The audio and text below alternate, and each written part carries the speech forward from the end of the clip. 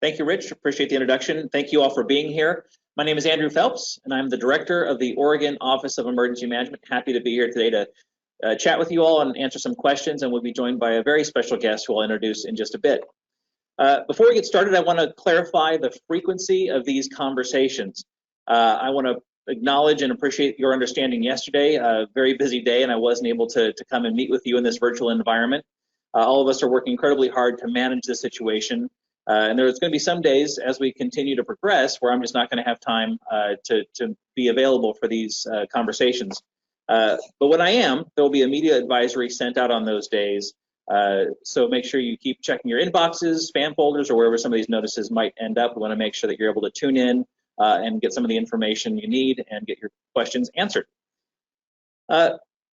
Even if I'm unavailable, I want to recommend and remind that you can always reach the Joint Information Center for any and all questions you may have regarding the state's response to this outbreak.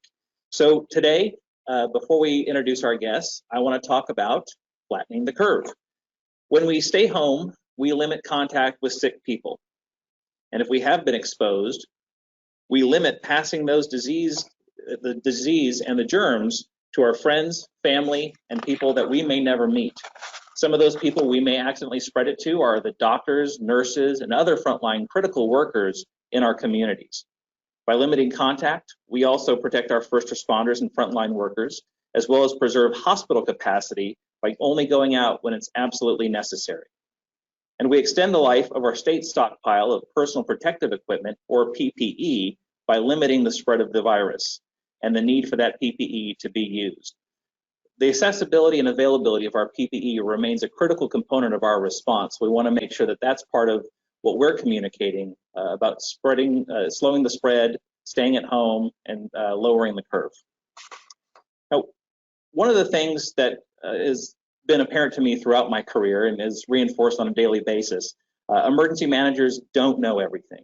But it's important that we have the phone numbers and the contacts and are surrounded by the people that do know everything. For today's conversation, one of those smart people is Dr. Dean Seidlinger from the Oregon Health Authority. Today, he's going to do a deep dive into modeling or the projections of how this disease is spreading in Oregon. Dr. Seidlinger is going to show us how the model is being applied here in the state and leading to some of our continued recommendations to stay home and save lives. Before joining us as Oregon's public health officer, Dr. Seidlinger was the public health officer for San Diego County, specializing in epidemiology and immunization and health preparedness and response. Thanks to Dr. Dean Seidlinger for joining us today from the Oregon Health Authority. Dr. Dean, do we have you?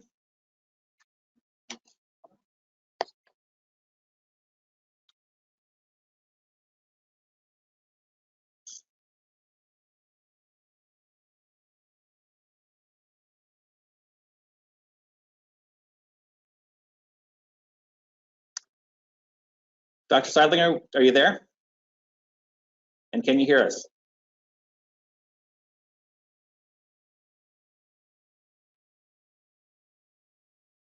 All right, we're working on some connectivity to Dr. Seidlinger. So, Andrew, I think you have me now. Is that correct? There we go. Awesome. And you're right over here, split screen? Is that working? Or do I look really goofy, even more so than usual? Awesome. No, I think that in there, no, where you're that way. This way. This way for me. The other way for you. Perfect. I'll get it worked out, Andrew. You know what? I'm just going to look at the camera and not worry about where you're oriented on our screen. Thanks for joining us. You've really been busy throughout this response and even before COVID-19 came into Oregon and came to the U.S. with monitoring and seeing how this disease was progressing overseas. What can you tell us initially about what the modeling is showing us about the governor's Stay Home, Save Lives directive? Well, I think what we're seeing is, as we look at the cases here in Oregon, they're reported to us from laboratories and clinicians across the state. But we want to be able to look forward to help with planning so that your team in Salem, our team as a state, our healthcare partners, that we can work together to try and anticipate what's needed, not just tomorrow, but weeks down the road. So we've been working with researchers and modelers from across the state and reached out to people all over the country, actually, on people who are doing this work. The Institutes for Disease Modeling in Washington State has done a lot of similar work for the state of Washington and King County and agreed to help us with this data. So what we do is on a regular basis, we give the modelers in Washington information on the cases in Oregon. When are they presenting? How many tested positive, tested negative, who's hospitalized? And they use this information along with what we know about the disease, how contagious it is, how long people are sick, when they're contagious, when they're sick. And they try to estimate how many people a sick person would come into contact with and how many people might become sick based on those contacts. With that information, they can look at what the governor has issued in her executive orders about closing schools, closing restaurants, closing other businesses and requiring only essential workers go to work. And they can tell us what it may look like over the next weeks here in Oregon. We use this data not to predict the future, because none of us can do that, but to say what is the likelihood of something happening in the weeks coming up, and use that for planning purposes. So we can work with our healthcare providers and assure that we are have capacity in our hospitals to care for them. And what we are encouraged for in the latest update on the models that came to us from our partners in Washington State is that it appears that we will not see a dramatic spike in cases over the next month here in Oregon, that the cases will rise slowly and rise slow enough that our hospital systems should be able to care for the people who get sick, should be able to provide the critical care for those who are most sick, and that Oregonians can have access to high quality care. This model is those results are dependent on a few things. It's dependent on all of us heeding the governor's recommendations and the governor's orders to stay home to save lives. It's dependent on us having personal protective equipment for our healthcare providers so that they are safe at work and not becoming sick. And if we can accomplish those things, we are cautiously optimistic that here in Oregon, the cases seem to be rising at a level that we'll be able to care for the people who need it most. Dr. Seidlinger, I think that's an important distinction to make, that this is not about predicting the future, but it's about identifying trends based on the most current data and the information we have, which continues to drive decisions both at the Oregon Health Authority and then enterprise-wide across the state, how we're working to prepare for and continue to respond to this outbreak. So I appreciate that clarification. We've heard in the news that some states are just now implementing the same measures that we've had in place now for a couple of weeks. How can we talk about maintaining the posture that we have right now with staying home and saving lives, only going out for essential trips, minimizing contact, social distancing, all those things that, quite frankly, after a couple of weeks are becoming a little bit more normalized somehow, but still leading to uncomfortableness. People want to get back to their routine, and I think we're looking for any indication that we can start doing that. What I'm hearing is now is not the time to take our foot off the brake and to go back to business as usual or how it was back in February. What are some of the things that we can do as Oregonians to maintain this momentum and ensure that curve that we're trying to flatten stays flat as we work to get through the rest of this outbreak? Well, let me first say that I know the measures that we've taken here in Oregon that folks in other states have taken, come with a tremendous cost. We know that the impact on the economy is great, from the impact on our small and large businesses, people getting laid off and not getting paychecks, not to mention folks who are at home and feeling isolated from their friends, family, and support system. That last one, I encourage people that just because we're staying home to save lives and we may be alone or with a small group in our homes, that doesn't mean we shouldn't be reaching out to our friends and family, using electronic means, our phones, video chat, and other things to stay connected, to keep some of those social relationships up, which are very important. Many people are able to work from home, which brings, new challenges and new opportunities. Bring your son or daughter to work day is kind of an everyday thing for a lot of people now, and we see a lot of appearances by children in our video calls and virtual meetings that we've been having. But what we know is that these things appear to be making a difference. When we look at some monitors of whether people are going outside, like traffic from Oregon Department of Transportation or from some of our cities, it shows that traffic on our roads is down significantly. We know that visits to emergency departments are down. And so we hope that people are staying home and not coming into the emergency departments with minor symptoms that could be cared for at home or via a televisit with their doctor. But we know that it takes some time for these interventions to have effect, and that the cases, which the Oregon Health Authority is reporting this week, were likely infected 3 weeks ago. So these measures need to be in place over time, so to prevent sick people from being exposed to people who've not yet had this virus and to keep them healthy. Because someone who is sick may expose someone, that person may develop symptoms a week later. They may have mild symptoms and not seek care for several days. Then when they seek care, if they're sick enough or meet one of the high-risk categories, they may get a test, and those results may come back in a few weeks. So what we're starting to see now in the models is really what is indicative of what was happening 2 or 3 weeks ago.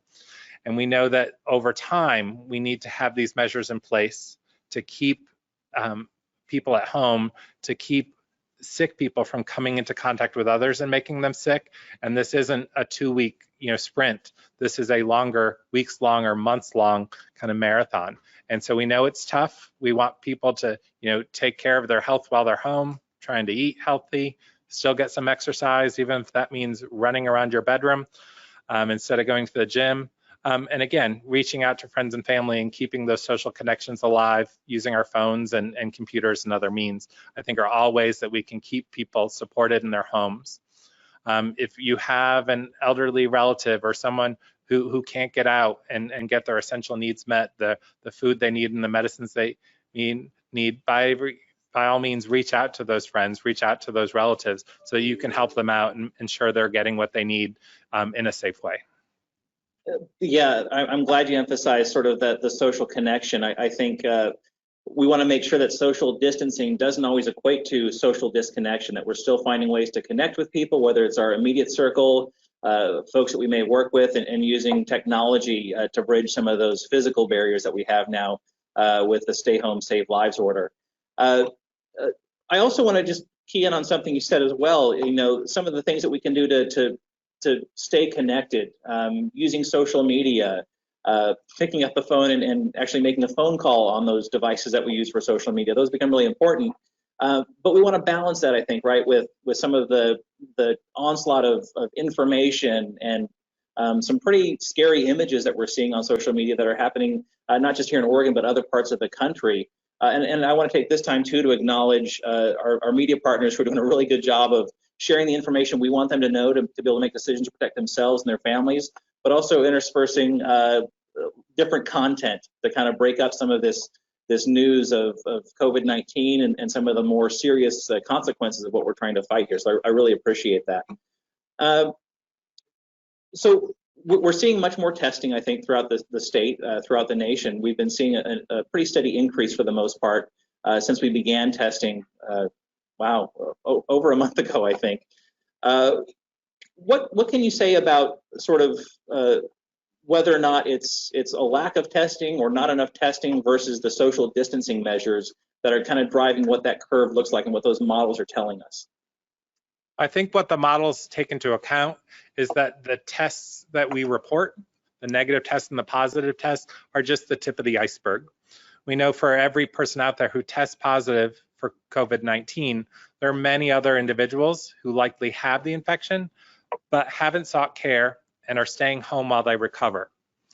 The vast majority of people, 80 to 85% of people who get COVID-19 are going to recover without ever actually needing to seek care. And so that's what we encourage them to do, to stay home while they recover.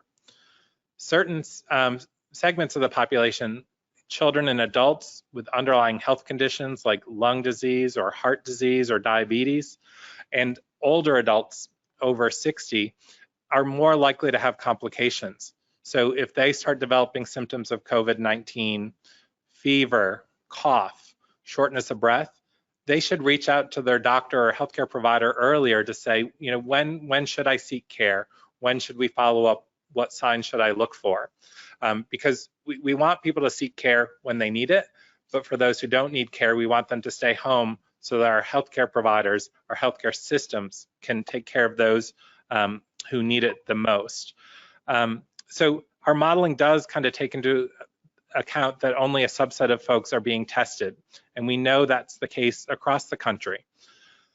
That as testing becomes more available, we will do additional testing, but for now we know that not everyone who's sick gets a test for COVID-19, and that's okay. You know, that they can stay home and recover before they come back to work. And we can save the tests that are available for those most at high risk, the folks in congregate care settings, you know, in nursing homes and jails and other settings, our healthcare workers, our great first responders who are out there responding to 911 calls and bringing people in for care, and other populations who are highest risk for complications. We can do those tests, and as the tests become more available, additional people may also get those tests.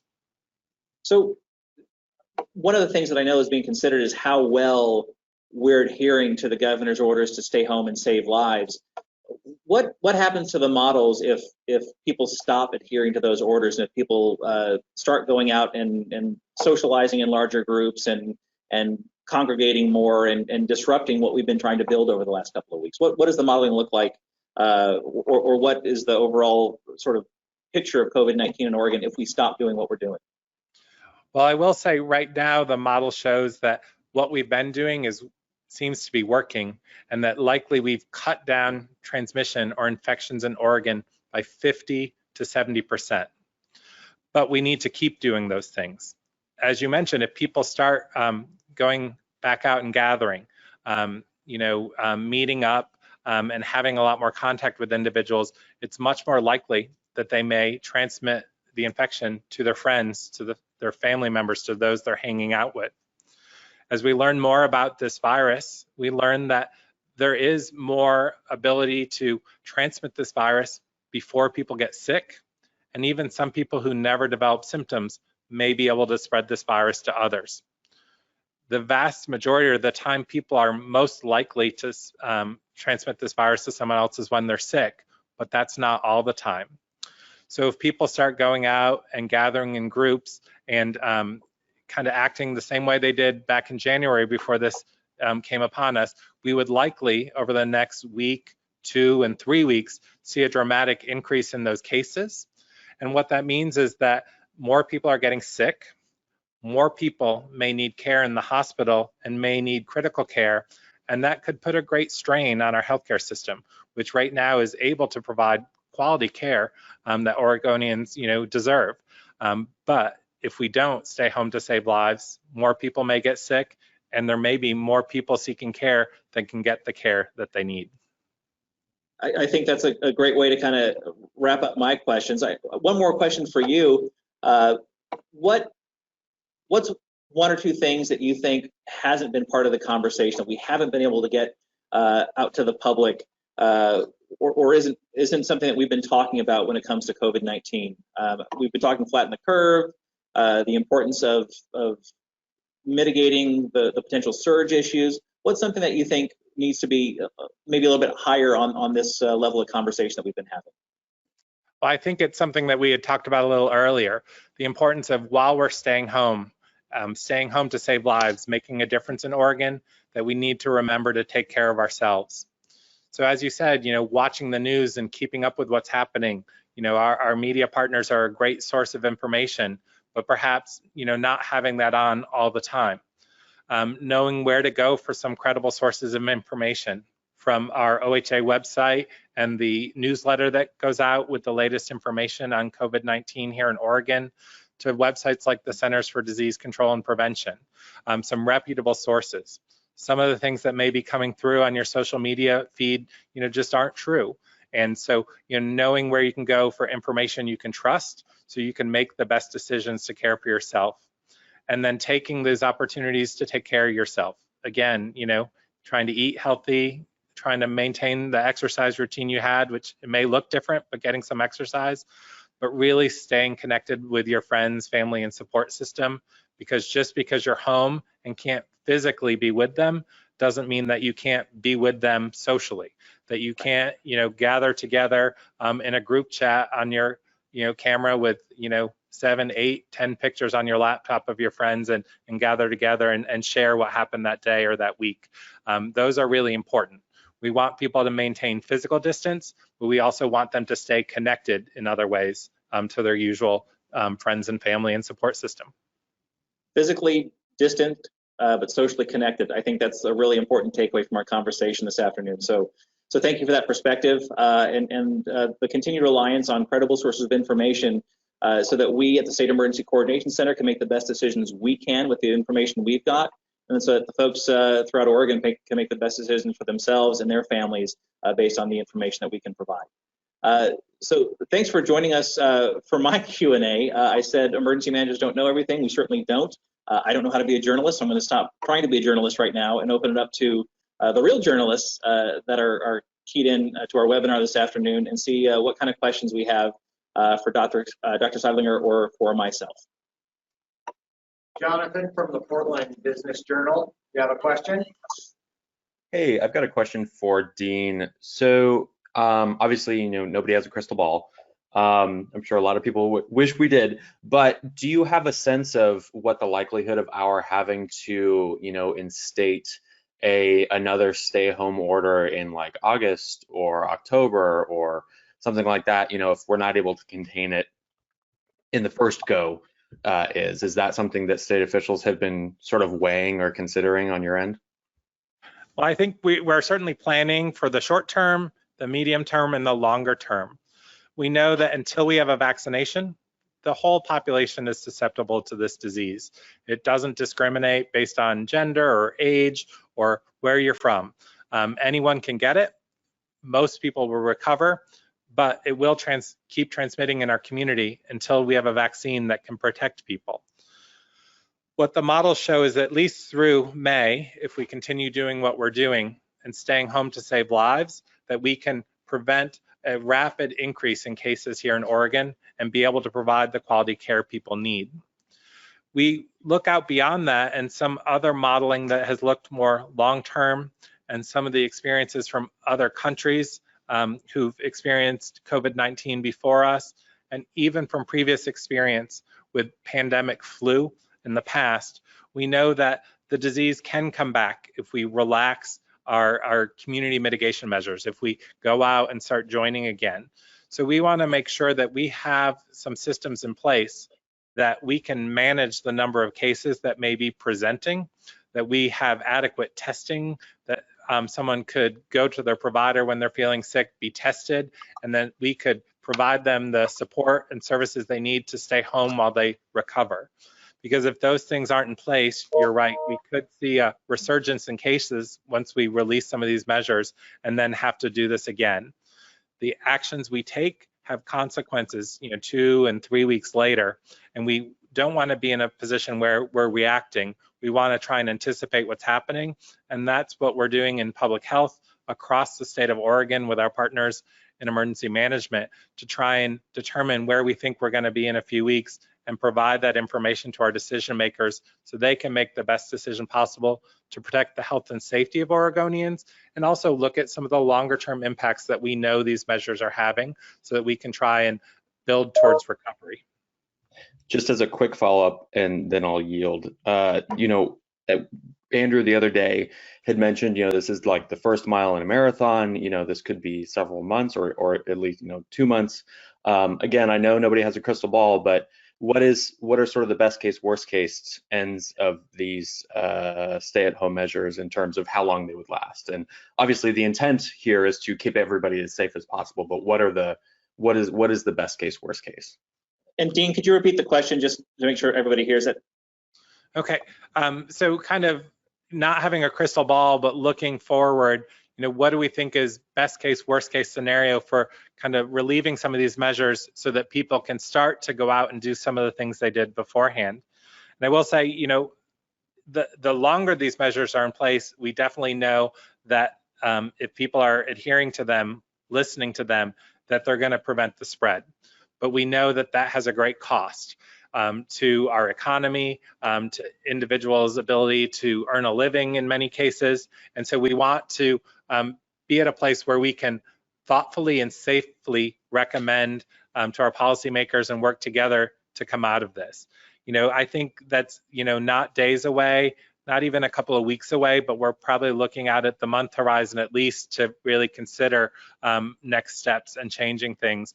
But that's why we continue to look at the data as it comes in, use that data with our modelers and our research partners to say, okay, can we refine this? Can we feel better about what it's going to look like in 4 weeks and 6 weeks so that we can make recommendations to safely kind of change some of the things that are in place right now. But this is, as you quoted, Andrew, this is the beginning of a marathon, not a sprint. So, this is definitely something we're probably going to have to address for the weeks to come.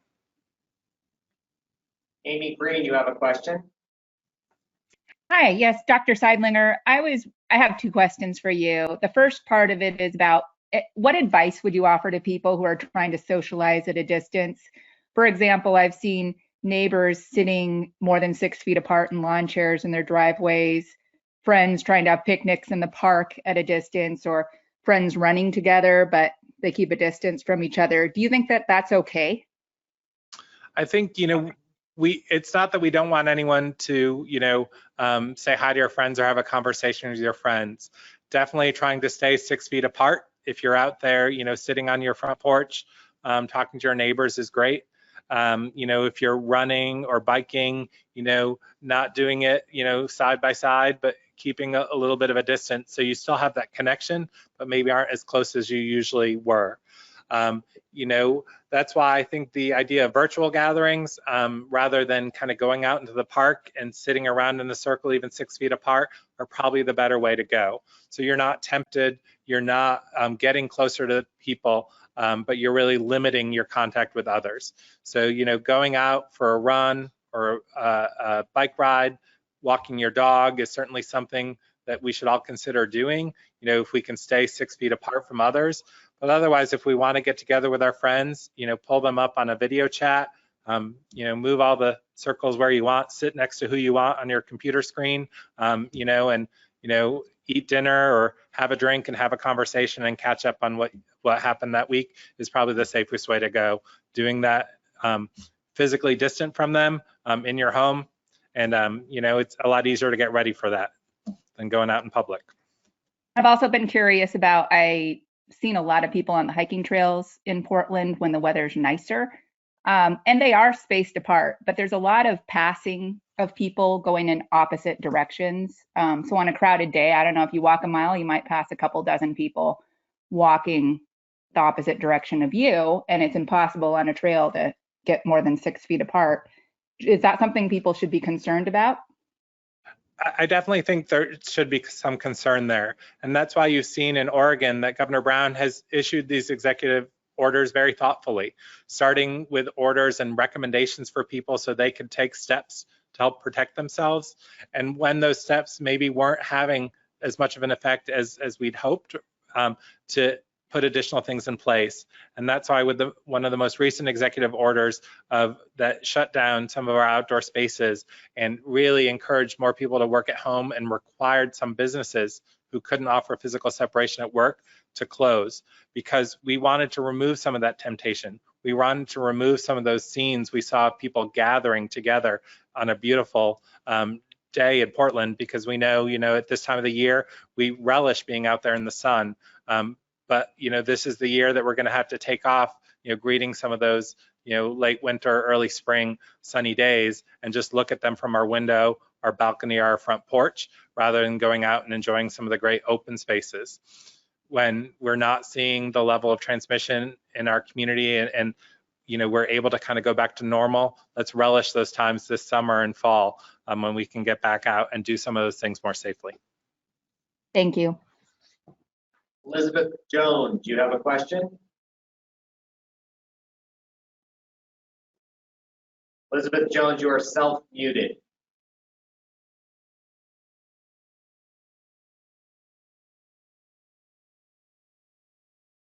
Okay, let's go to Dick Hughes.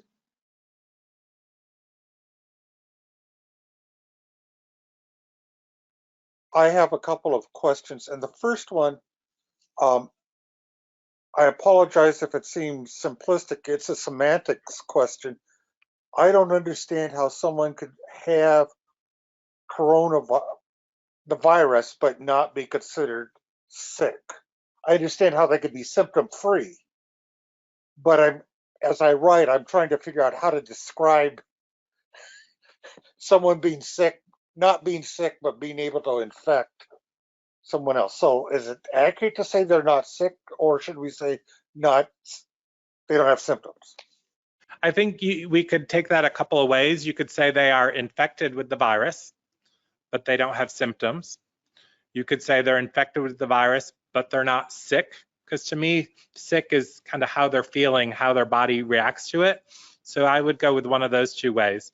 They are infected with the coronavirus that causes COVID-19, but they're not showing any symptoms. Or they're infected with the virus that causes COVID-19, but they're not feeling sick, or they're not sick. And I would go with one of those two ways. Thank you. My second question, and you sort of responded in your opening remarks, but I'd like to ask more specifically. I just got the OHA press release announcing 90 new cases today. What should we make of the fact that there were 90 new cases today? I think, what we've seen over the last several weeks is that while that testing capacity may not be where everyone would like it, we are seeing increases overall in testing capacity week to week. As we test more individuals, we're going to identify more people who test positive. And so I think those numbers, we continue to watch them daily. I think those numbers will stay up for a little while before we actually see them come down. The test results that are coming back today are results of people who may have been exposed to someone 2, even 3 weeks ago. So it's going to take some time for our social distancing measures to really show up in those daily counts. And as the testing numbers go up, those daily counts may continue to go up, which is why it's important for our modelers to try and determine how much disease is there in the community, regardless of who's getting tested. And that's why using a lot of information, feeding it into the program to see where we are is giving us a better tool for planning than just relying on our current daily case counts. Thank you. You're welcome.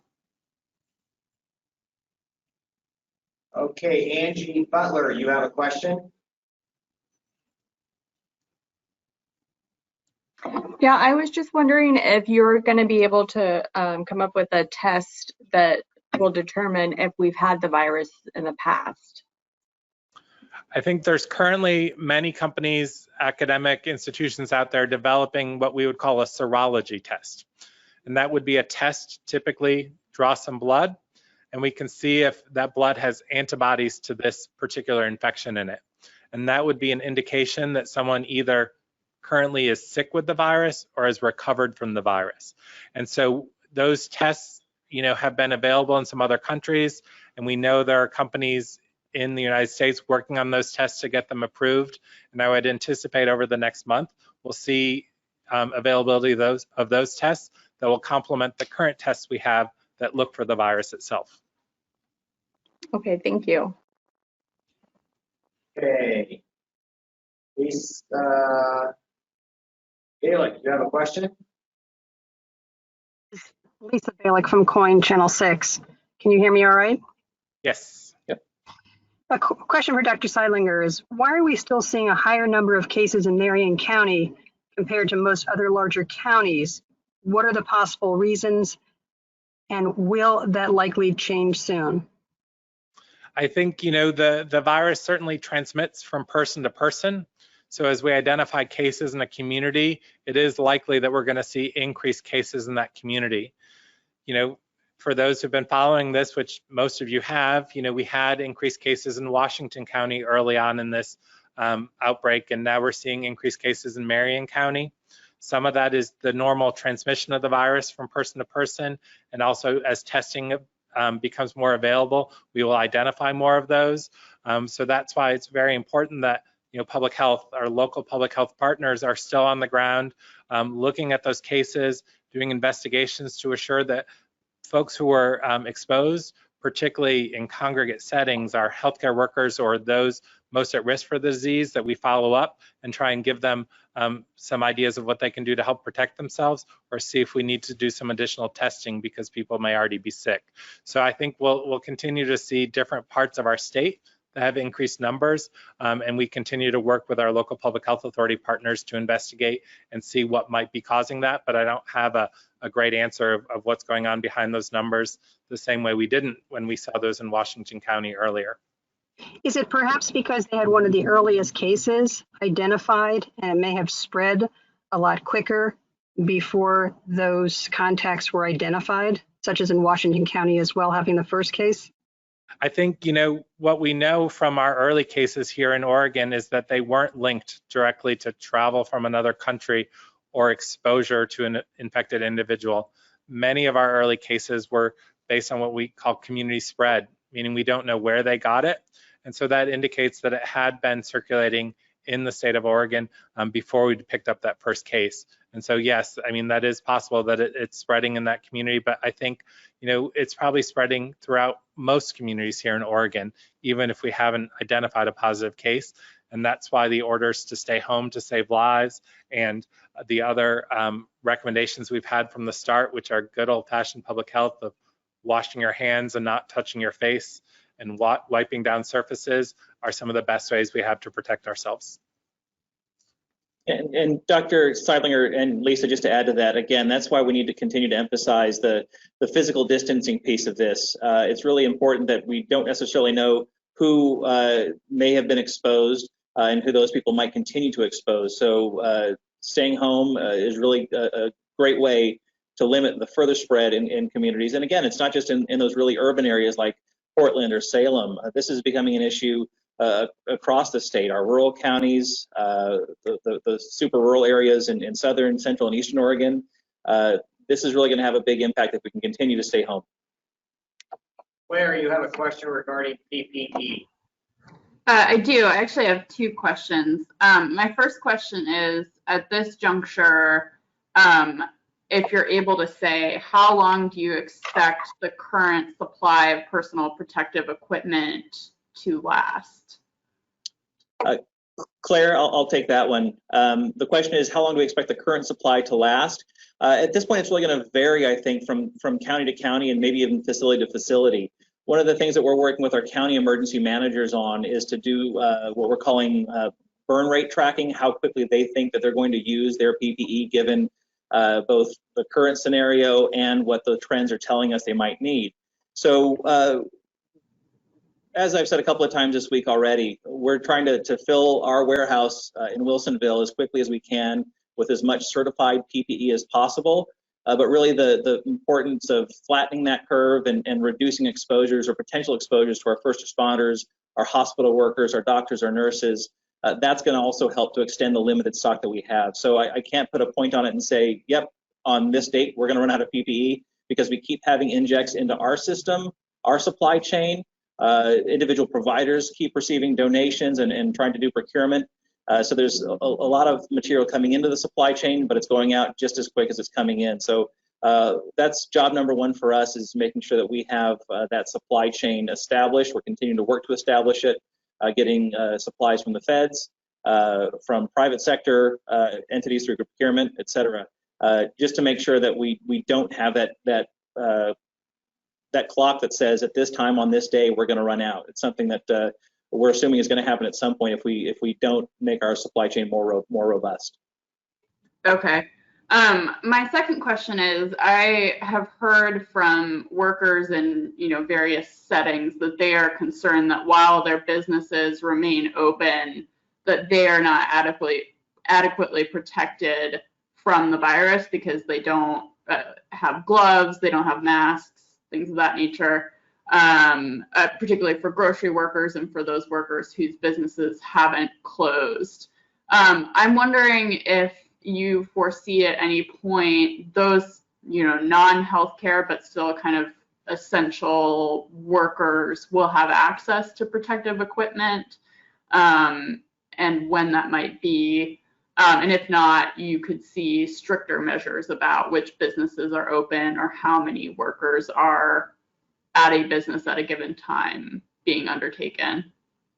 Yeah, so we're working with our counties on that recommended methodology for how they're distributing their PPE. Right now, the focus remains on those frontline healthcare workers. If we can't protect those folks, the situation is just going to become much more exacerbated much quicker. And we're going to have more people that need treatment and fewer doctors and nurses and frontline medical workers to treat those people that are getting sick. My hope is, I think one of the reasons we're working so hard on this is because we want to make sure that anyone that might have a potential exposure through the critical work that they're performing has what they need to protect themselves. I see a lot of really kind of innovative things happening, especially at grocery stores, where they're doing measures to increase the ability to do social distancing. They're doing much more frequent cleanings of the checkout stands and the aisles and the door handles. Some grocery stores are limiting occupancy to very small numbers to allow people to spread out a little bit more through the store. Most grocery stores in particular have limited their hours. They've created hours specifically for folks that are in those higher risk populations, which is fantastic. But again, it comes back to not going out unless you absolutely have to go out. Trying to buy groceries for a week or two at a time so that you're not in the grocery stores more than you have to be. I understand that's not a reality for some folks. A lot of people don't have the ability to do that, and they have to go grocery shopping when they have to go grocery shopping. So those of us that can prepare a little bit better for this, those of us that can stay home a little bit longer, please do so. It's going to provide a little bit more space for those folks that have to be out in the communities serving Oregonians. And I just want to build on that a little bit. I think, Andrew mentioned some of the things that stores are doing. I think probably all of us have had the experience now of lining up several feet behind someone in front of them outside a grocery store, waiting to go in so they can limit the numbers and increasing the cleaning. But as individuals, we can all help there. So if there's multiple people in your house, just send one person to the grocery store, one person to the pharmacy. Make sure that they're not sick themselves. When they get there, maintaining that distance from others. If you have the ability to do contactless payments or another method where you're not handing cash or cards to the grocery clerk, that can help as well. So, we can all take some steps, even when we have to go out, to help protect those essential workers in the grocery store and the pharmacy, just like we hope our grocery store, and we know our grocery store and pharmacy partners are taking to help protect their staff. Rob Davis, you have a question? Can you hear me? Can you hear me? Hey, Rob, yeah, a little quiet. I wanted to know how reliable Dean thinks the IHME model is compared to the work the Institute for Disease Modeling has done. I believe the question was if we could repeat the question. Yeah, thank you. How reliable we think the Institute for Disease Modeling model versus the IHME model, both of which come out of the state of Washington. I think they both have their merits, and they both provide us information and planning to look forward. The IHME model is kind of a little more simplistic in the way it does its modeling, in taking the numbers, the cases that we're seeing now, and kind of modeling forward based on what that's happening. What we like here in Oregon about the Institute for Disease Modeling is that their model takes into account some of the social distancing measures that are in place and can adjust those based on, so what do we know about how this disease has behaved in other countries and communities? How likely is it that someone could infect someone else? And then how likely are the interventions we have in place to reduce those contacts and thus reduce transmission? When we reduce transmission, less people are sick, less people present for care. So this model, we are able to put Oregon-specific information into it from our daily case counts and what's happening on the ground, model the broader picture of what's happening in the community and project forward. All models inherently will have some error in them, will have some uncertainty, particularly the farther we go out. So while we, have been using and pushed the Institute for Disease Modeling update out this week from the report we had last week, we also look at some of these other models, look at what are some of the strengths or weaknesses in them, and take those into account as we plan, as we make recommendations to our decision makers, so we can try and present the best picture we can. So I think, to sum it up, I think our Institute for Disease Modeling really takes into account the picture on the ground here in Oregon, the measures we took in place, and gives us some confidence in what it says going forward. The IHME model also, has information about our case counts, but offers kind of a broader, kind of more blunt picture of what's happening here in Oregon as it does in other states. Donald Gore, you have a question? Howdy, can you hear me okay? Yep. Yes. Awesome. One main thing I wanted to ask Andrew was, have there been any updates regarding the amount of PPE the state has received from FEMA at that Wilsonville distribution center? Do you have a final tally of that at all? Thank you for that question. The question was, do we have a final tally of the amount that we've received from the most recent push from the Federal Emergency Management Agency? I don't have those numbers in front of me. I know that there was a shipment received within the last 24 to 48 hours, and more is en route to Oregon. But if you can reach out to the Joint Information Center, they'll be able to provide the most current numbers on that. Thank you. And I think this was asked earlier. This is another question for Dean Seilinger. Have you talked about specific blood tests for people who have recovered in regards to immunity and sort of tracking that as well? So the question was about specific blood tests for immunity, and we touched on that earlier. We know that those are being developed and likely will be available to our clinicians and folks in the community in the next month. That will help to fill in some of the gaps because a blood test can help identify those who may have already been infected and recovered and can help them make decisions as they go forward. So yeah, we look forward to having those tests available the same way we look forward to having additional COVID-19 tests available so that can paint a broader picture of what's going on in Oregon. Cool. One last one for you. You mentioned earlier that emergency rooms are seeing sort of a drop-off since folks are staying home. Is there any news regarding hospital workers sort of shifting gears toward ICU units that are focused on COVID, or have there been any layoffs in regards to hospital workers that are normally in the ER?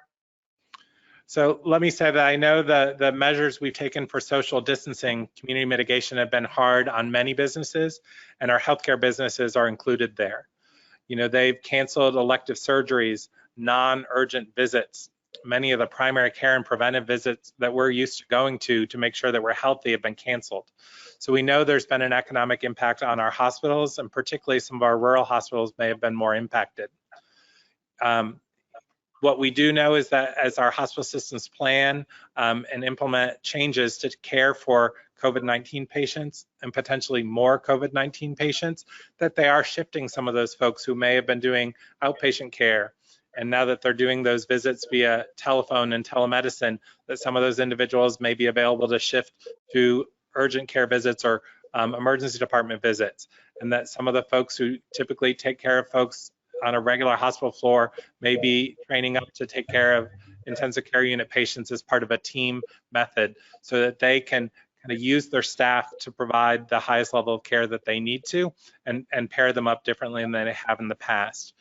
Trying to separate folks in the hospital who may be immunosuppressed and may be more susceptible to infections in one part of the hospital from those who are coming in with COVID-19 so that they're not likely to get infected.